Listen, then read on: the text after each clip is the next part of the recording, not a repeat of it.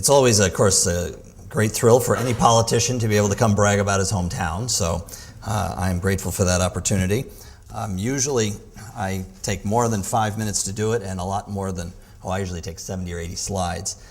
So doing this in 5 minutes and less than 20 slides will be for me a little bit of a challenge. Fortunately, long before I was an Arlingtonian, I was a New Yorker, so I can talk fast. So Arlington is adjacent to Washington, D.C. It is, if you can see the outline there, it exists because George Washington was allowed to draw the capital 100 square miles, 10 miles on each square, and of course he put part of it in Virginia where he lived. But midway through the 19th century, they decided to give it back to Virginia, thinking the federal government would never need all that space. So we wind up with this kind of unique, very small county, and that's significant. We're the geographically smallest, we say smallest self-governing county in America. That's because there's actually one county that is technically smaller. Does anybody know what county that is? Wait, we'll hold that for later. Keep you in suspense. But it's a very dense community with over 200,000 people now, and most of that is really a recent story because it didn't have a whole lot of population 100 years ago. I would also say that unlike in most states, there isn't really a meaningful distinction between county and city in Virginia, and that's particularly true with Arlington. So although it's styled as a county, it's effectively a municipality with all the relevant functions. And I think that's also part of what we're able to do. It's governed by a 5-member county board elected at large, of which I had the honor to be one for the past 14 years. It's a very diverse community. As you can see there, more than a third of the county is, non-white. And somewhere around a quarter of the residents of my county were born in a place other than the United States. From all over the world, the numbers fluctuate from something between 90 to over 120 countries from year to year, it seems. And it's a very educated county overall with a high level of graduate degrees.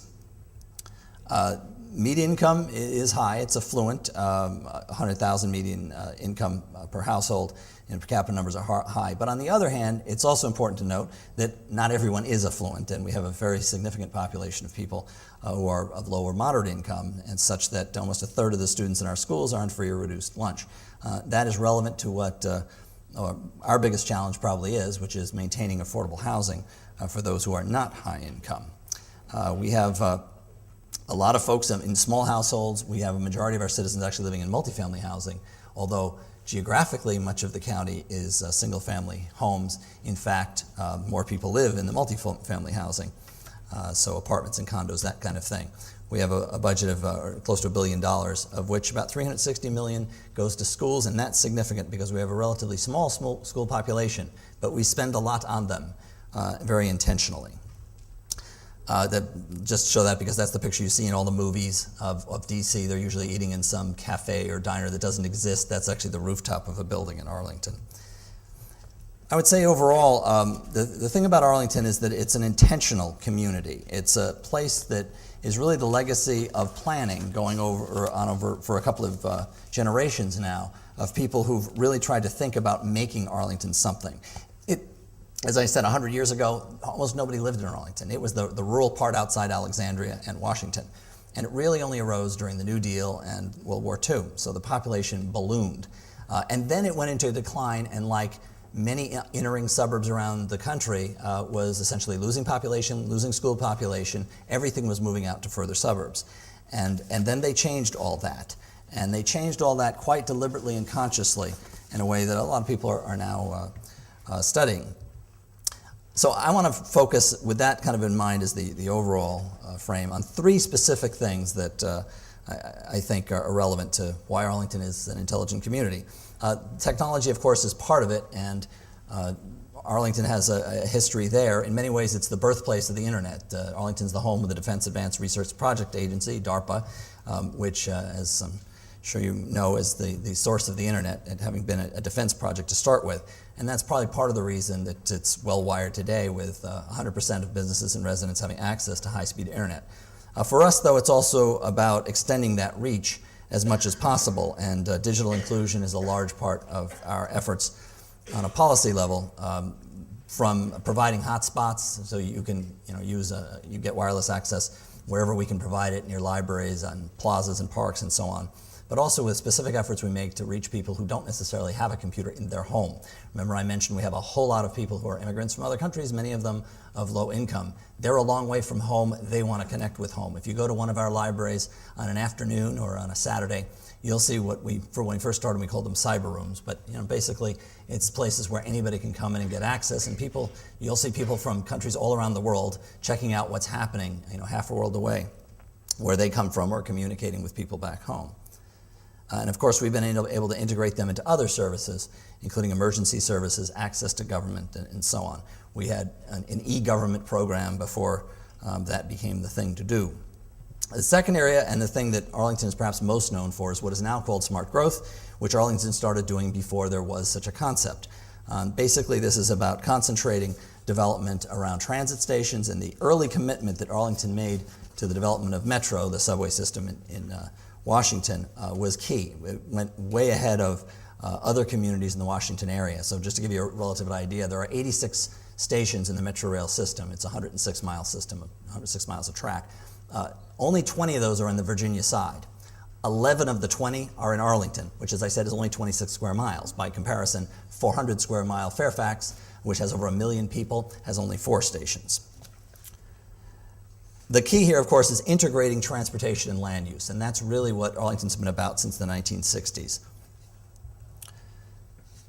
As a result, we've been able to build an economy that now has more downtown office space than, well, you can pick a whole bunch of cities, but here I've picked Boston, Los Angeles, and Denver, based on a mix of uses of office, retail, and residential, all within walking distance of a metro station with ground floor retail for services. Pretty much what you expect to find in a city, but which America has found it very difficult to actually do over the last 50 years. The key here, and what really makes it smart growth, is we're only 26 square miles, but we're actually doing that in about 2.5 square miles. So that about 85% of the development, as this has blossomed, has occurred within a tenth of the county's land area in walkable communities. This just to give you a rough idea of the geography. We have these two corridors that you can see on Metro Rail, and maybe I can make that work. So we have up here the orange line corridor, and down here the blue and yellow line corridor. And if you see those little brown shaded areas, those are the sectors that are defined on our land use plan and where we've put all this density. That's where most of that 40 million square feet of office space occurs. And then finally, I was going to say something about education, and I really mean this in the fullest sense. Listening to Mr. McRitchie talk, I mean, that was essentially the way we look at it, that it's about schools in the sense of educating kids, but it's not only about that. It's really about every aspect of learning. I mentioned that we have a very diverse school population, and that we spend a lot of money on them. We've put a lot of money into the facilities. We have rebuilt new or renovated almost every school in the county over the last decade. We have the highest teacher salaries, the highest administrator salaries, in a community in which the vast majority of people aren't directly getting that benefit, because 85% of the people in the county don't have kids in the school system. But they're committed to this as part of what we stand for, and they support a very strong school budget. Wall Street Journal ran something a few years ago on the most highly educated counties, and out of the 3,000, we came in number 1, based on graduate and professional degrees, I believe. But it's more than just about that, and so I think that's a large part of what we've tried to do, is extend learning on a lifelong basis to everybody, and to take advantage of what I'd say is the intellectual sector, really. And a lot of what we do really is about promoting that sector. And when I say promoting, for us it's a marketing tool as well. It's something that actually helps bring employers, particularly of a high-tech nature, to the county, because that's the environment they want. That's the labor market they're looking for. Among the things I mentioned, we have DARPA. We also have the National Science Foundation, the Office of Naval Research. Virginia Tech is building a big new research institute, also in the Ballston area, right in the center of our county. And I could go on, but that's basically the idea. And finally, let me say that the way we do this is as important as what we do. And the fact that we do this through what we call the Arlington Way, which is a heavy level of involvement of citizens in the business of government. And that comes in many ways. One of the ways being the fact that you can come speak at every meeting, but also we brought it to people. I mean, we broadcast all our meetings going back 20 years, and for most of a decade now we've been on the web, so people can live stream the meetings, but also they can go back, and if they want to see what I said in a meeting in February, they can go click on that. You can do that now and watch what I said and yell at me for that one. But that means there's real heavy access to what the county's doing. We also greatly depend upon the interaction of citizens. We use citizen advisory commissions very heavily. We try to tap the expertise we have in that educated community. I heard Joe Pelton's name mentioned as the author of several books here earlier today.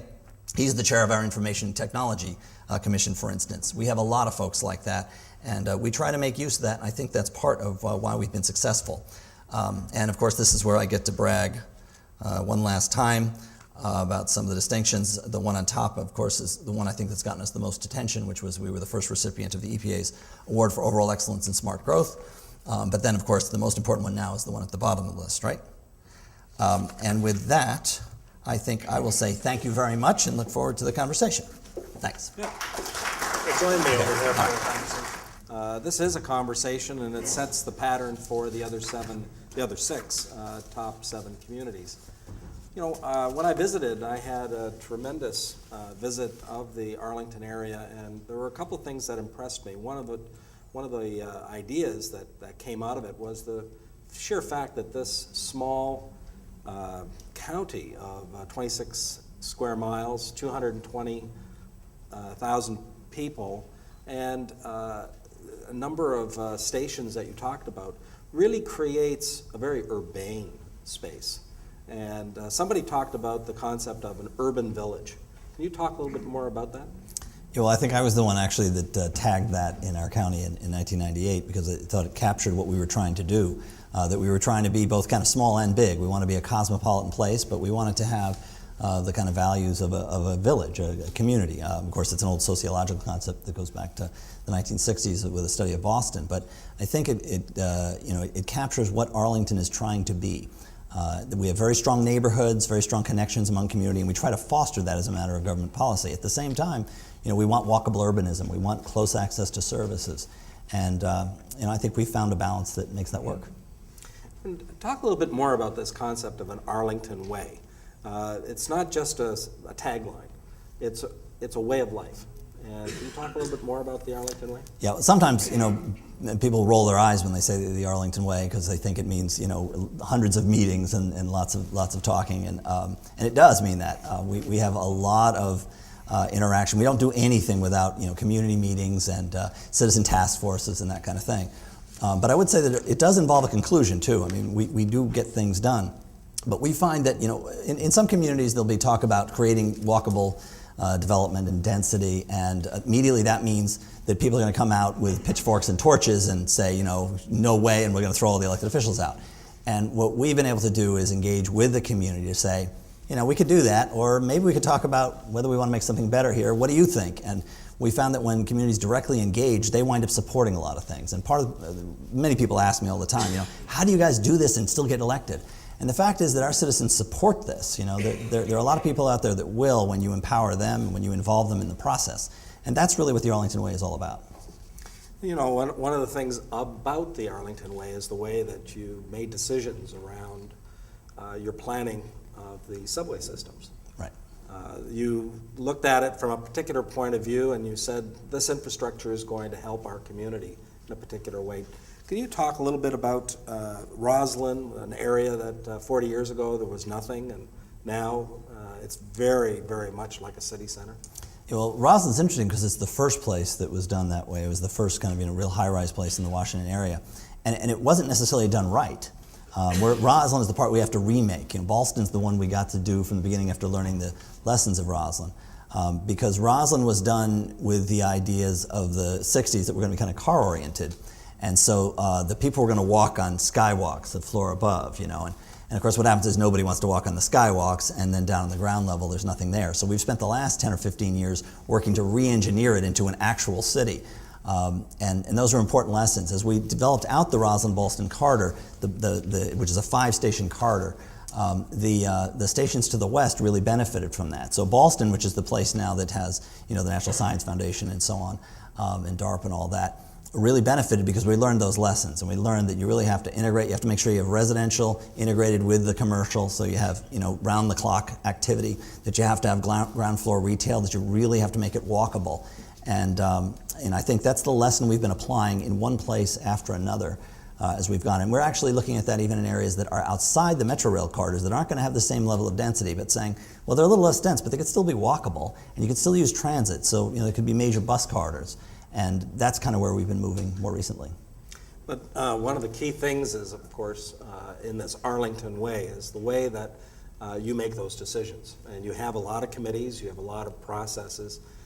Some people would say that's overly processed, but in the Arlington way, it's been able to achieve things that very few other places have been able to achieve, particularly through your smart growth processes.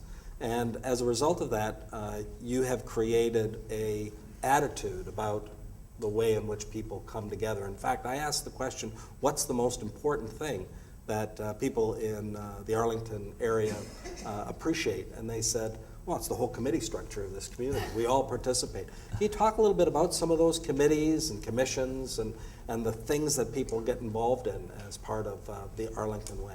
Well, there's a vast array. I mean, of course, we have a planning commission, which is key to the development and does a lot of the work. But we have commissions on everything from urban forestry to the arts to information technology.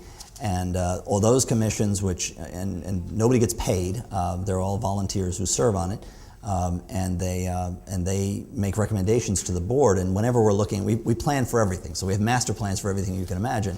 And those go through those commissions and through citizen review before they're adopted by the board. So they're heavily vetted by the time they get there.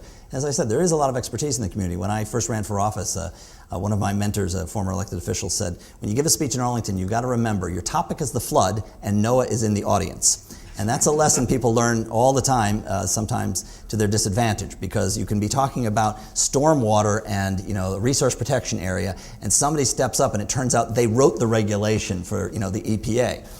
And so tapping into that is really important. Now, we may be more well endowed that way than some communities are, but I suspect every community has more expertise out there than they're aware of. And I think when you open that up and you bring people into it, you can accomplish a lot more. One of the things that I had as an opportunity was to spend some time at a place called Washington Lee High School. Now, for some of you, you wouldn't know this, but this is the high school of Sarah Bullock, Warren Beatty, and Shirley MacLaine. Don't forget Forrest Tucker. He remembers F Troop. Okay, that's right. Did he get only a few older people here left. Did he get that idea from there? I don't know. Don't know? Okay. But, one of the key things was that in 2008, Newsweek and Washington Post listed all of Arlington's high schools, public school systems, as number 2 in the nation. You want to talk a little bit about the school system and tie it to the theme of this conference. How is your community working to move the student from school into the workplace?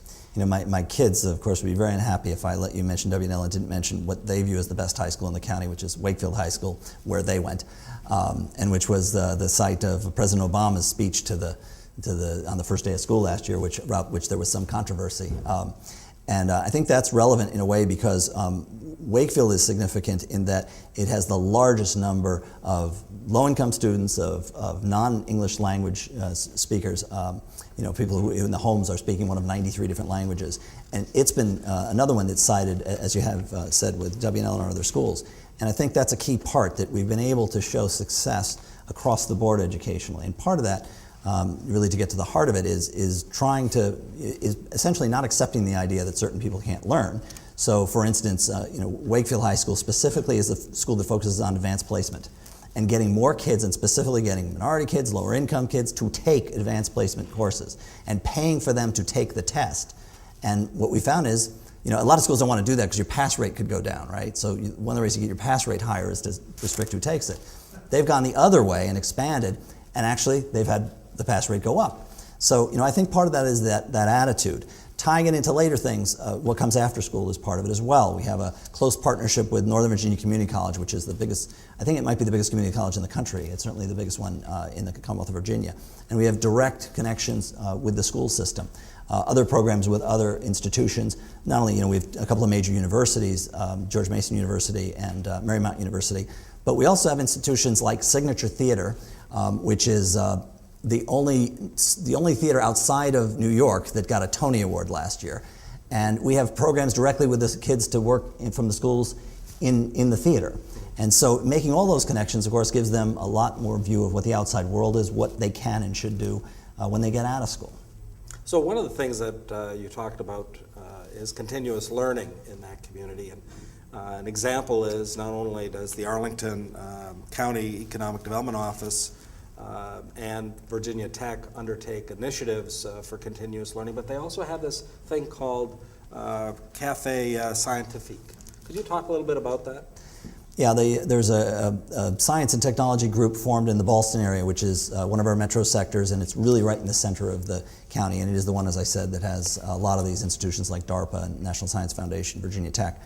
And the idea really is to get conversations going among people working in different fields. That part of the idea is, there are professionals working in any area, maybe in science or something, and they know what's going on in their field, but how do you get people to communicate across? So the idea is to get a, kind of an intellectual conversation going across disciplines and give people the opportunity. It's an after-work thing, so you can, on your way home, go and stop by, and it's on a range of topics, and it's broadly open, so pretty much anybody can go. But I've seen things there from anything from linguistics to, to global warming and nuclear technology, and there's about one a month or so, and it's just kind of one aspect of an overall program of trying to foster this intellectual sector. Yeah, it is a very intellectual community, but what the heck is this Busboy and Poets? Busboys and Poets. Busboys and Poets is a restaurant, but it's also the brainchild of an entrepreneur who actually is an immigrant who grew up in Arlington and began opening a couple of places. The first one with the name Busboys and Poets, which I think was his second restaurant, he opened in D.C., and it's a reference to Langston Hughes, who was discovered basically while he was waiting tables, or bussing tables, and he left a napkin, the story is, when there was a critic there, and that's kind of how he got discovered, so to speak. And since the first one that he opened with that name was up on U Street in D.C., near where that occurred, he called it Busboys and Poets. And the idea was that it would be not just a restaurant, but again a place of kind of cultural exchange. So there are readings, there are books there are a lot of activities that go on. And he brought one of them to Arlington, to one of our newer walkable urban villages in Shirlington, and we're going to have a new one that he's going to open as well with our new arts center this fall. Well, thank you very much. This is the beginning of our top 7 reviews. This has been a great one. I enjoyed being in Arlington. It's a wonderful community. Thank you very much, Christopher, for your time today. Thank you, and please come back.